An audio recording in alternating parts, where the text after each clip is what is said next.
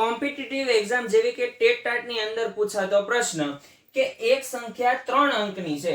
હવે ત્રણેય અંકોનો સરવાળો કરવામાં આવે ને તો 15 થાય. કેટલો અંકનો 3 અંકનો સરવાળો કેટલો થાય? 15 થાય.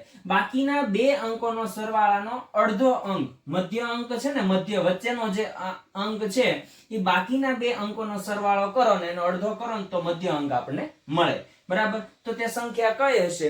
તો જ્યારે આ ટાઈપના પ્રશ્ન પૂછાતા હોય ત્યારે આપણે મેથડ પ્રમાણે ગણવા જઈએ તો લોંગ મેથડ થઈ જાય. એટલે આપણે કઈ રીતનું કરવાનું? તો કે ઓપ્શન ઉપરથી આપણે જવાબ લાવવાનો છે. બરાબર? ઓપ્શન ઉપરથી આપણે જશું. તો શું કીધું કે 3 અંકનો સરવાળો કેટલો થાય? 15 થાય. બરાબર? તો જો 6 ને 2 કેટલા થાય? 8. 8 ને 7 15. હાલો, પેલાનો સરવાળો તો 15 થઈ ગયો. બરાબર? પછી શું કીધું? મધ્ય અંક છે ને એ બાકીના બે અંકોના સરવાળા કરતા અડધો હોવો જોઈએ. 6 ને 2 કેટલા થાય? 8. 8 ના અડધા 4. તો હું વચ્ચેનો 4 આવે છે? નહીં. તો એનો મતલબ કે પેલો ઓપ્શન આવે નહીં.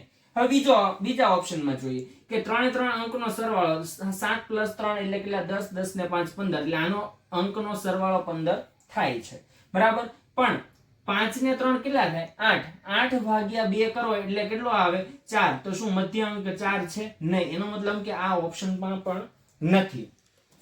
હવે ઓપ્શન નંબર સી જોઈએ. બરાબર? 3 અંકનો સરવાળો જોઈએ.